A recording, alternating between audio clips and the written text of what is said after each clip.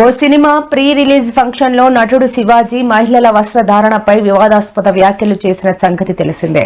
శివాజీ చేసిన వ్యాఖ్యలు ప్రస్తుతం ఇండస్ట్రీలో దుమారం రేపుతున్నాయి. పలువురు నటులు, నటీమణులు శివాజీ వ్యాఖ్యలపై సీరియస్ అయ్యారు. ఈ నటుడు చేసిన వ్యాఖ్యలపై లీగల్ సలహా తీసుకుని చర్యలు తీసుకుంటామని హెచ్చరించారు.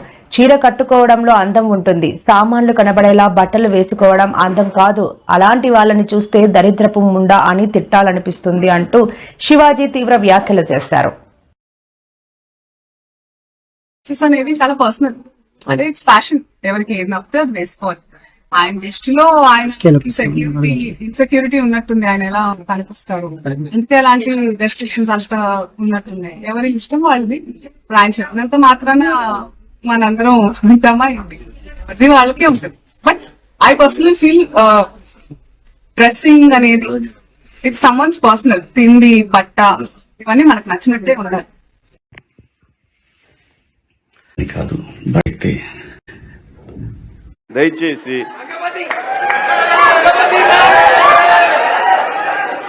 ఇంకో విషయం చెబుతున్నా, అమ్మాయిలు హీరోయిన్లు ఏ బట్టలు పెడితే వేసుకొని పోతే మనమే దరిద్రం అనిపించాల్సి వస్తమ్మా.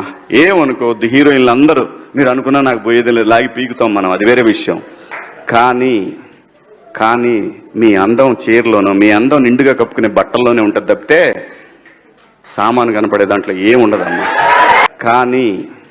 కానీ మీ అందం చీరలోనో, మీ అందం నిండుగా కప్పుకునే బట్టల్లోనే ఉంటుంది తప్పితే సామాను కనపడే దాంట్లో ఏముండదమ్మా.